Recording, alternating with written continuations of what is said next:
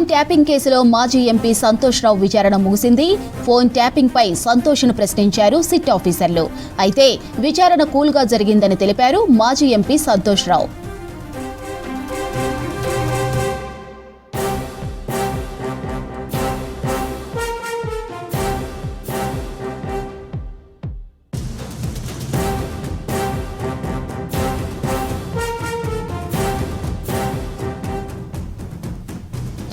చెందినటువంటి రాజకీయ నేతలకు సంబంధించినటువంటి ఫోన్లను ట్యాప్ చేశారనే ఆరోపణలు కూడా వెలువెత్తినటువంటి క్రమంలో ఇప్పటికే ఈ ఫోన్ ట్యాపింగ్ కేసు వ్యవహారంలో ఓవైపున కేటీఆర్ను మరోవైపున చూసినట్టయితే హరీష్ రావును కూడా విచారణ చేపట్టింది. ఈ క్రమంలోనే మాజీ ఎంపీ అయినటువంటి సంతోష్ రావును కూడా గతంలో అంటే నిందితులుగా ఉన్నటువంటి కన్ఫెషన్లో ఇచ్చినటువంటి రిపోర్టు ఆధారంగా కూడా ఈ విచారణ కూడా కొనసాగింది.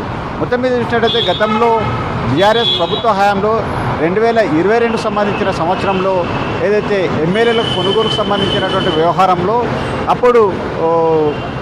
అప్పుడు కేసీఆర్ చూసినట్టయితే కూడా ఒక ప్రెస్ మీట్ పెట్టడం జరిగింది. గతంలో ఎమ్మెల్యేలకు సంబంధించినటువంటి కొనుగోలు వ్యవహారంలో ఫోన్ ట్యాపింగ్ ద్వారానే మొత్తం ఆ సమాచారాన్నంతా కూడా తెలుసుకొని మొత్తానికి ఆ వ్యవహారం పైన స్టింగ్ ఆపరేషన్ జరిగిందనేది కూడా ఇటు అప్పుడు బీఆర్ఎస్ పార్టీ ఎస్టాబ్లిష్మెంట్ చేసిందనేది కూడా ఈ ఫోన్ ట్యాపింగ్ ద్వారానే మొత్తం మీద ట్యాపింగ్ టీం అంతా ఇచ్చినటువంటి సమాచారం మేరకు మాత్రమే మొత్తం ఈ వ్యవహారం అంతా కూడా ట్యాపింగ్ ద్వారానే విన్నారనే ఆరోపణలు కూడా వెలువెత్తాయి.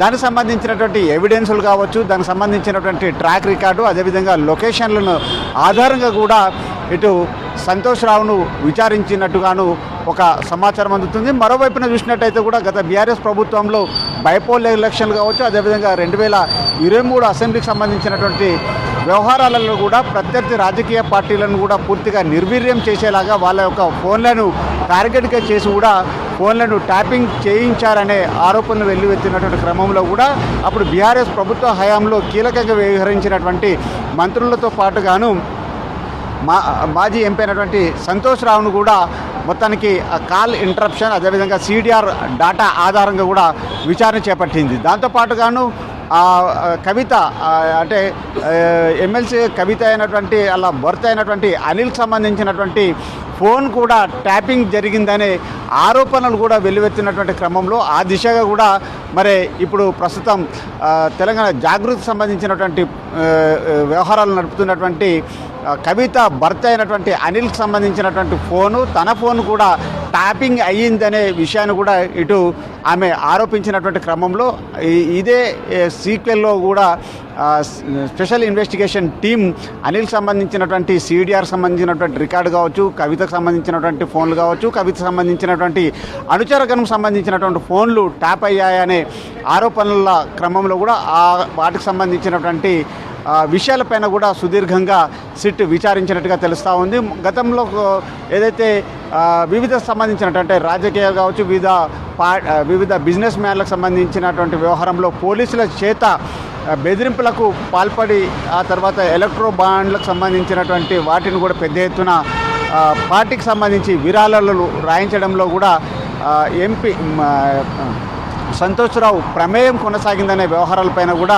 దానికి సంబంధించినటువంటి విషయాలపైన కూడా సిట్ సుదీర్ఘంగా విచారించినట్లుగా ఆ సమాచారం తెలుస్తూ ఉంది. మొత్తం మీద గత బీఆర్ఎస్ ప్రభుత్వ హయాంలో కూడా ట్యాపింగ్ టీమ్ తోటి పోలీసులను అడ్డుపెట్టుకొని వారికి సంబంధించినటువంటి ప్రత్యర్థి రాజకీయాలు, బిజినెస్ మ్యాన్లు మొత్తం మీద వారందరి సమాచారాన్ని కూడా ఫోన్ ట్యాపింగ్ ద్వారానే వింటూ మొత్తం రాజకీయంగా చాలా వరకు పరిపాలన చేశారు.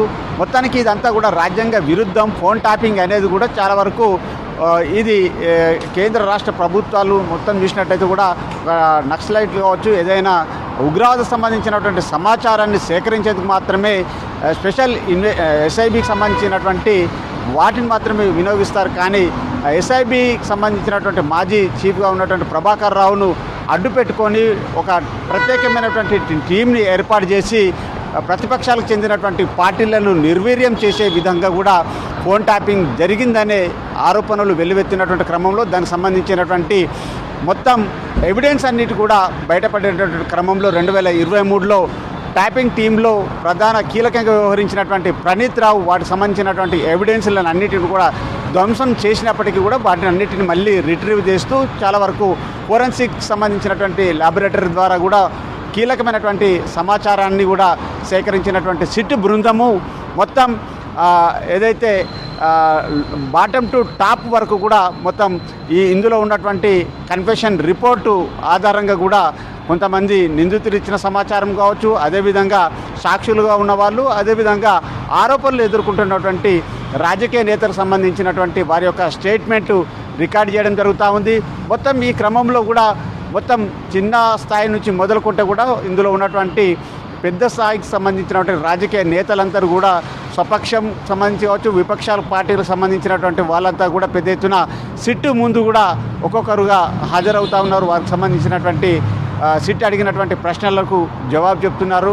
మొత్తానికి ఇలాంటి దశలో కూడా సంతోష్ రావును విచారించినటువంటి క్రమంలో మరి ఆయన ఏ రకమైనటువంటి సంతృప్తికరమైనటువంటి జవాబు చెప్పారా, లేకుంటే మళ్ళీ ఆయనను విచారణకు పిలుస్తారా, లేకుంటే సంతోష్ రావు తర్వాత మరి కవితకు నోటీసులు 160 CRPC కింద కవితకి ఇస్తారా, లేకుంటే అనిల్కి ఇస్తారా, లేకుంటే ఇక మొత్తానికి పార్టీ పెద్ద అయినటువంటి కేసీఆర్కే నేరుగా నోటీసులు జారీ చేసి ఆయన విచారణకు పిలుపు వస్తుందా అనేది కూడా కొంతవరకు రాజకీయ వర్గాలలో పెద్ద ఎత్తున చర్చనీయాంశంగా కొనసాగుతూ ఉంది. మాధురి. Thank you Dhanraj.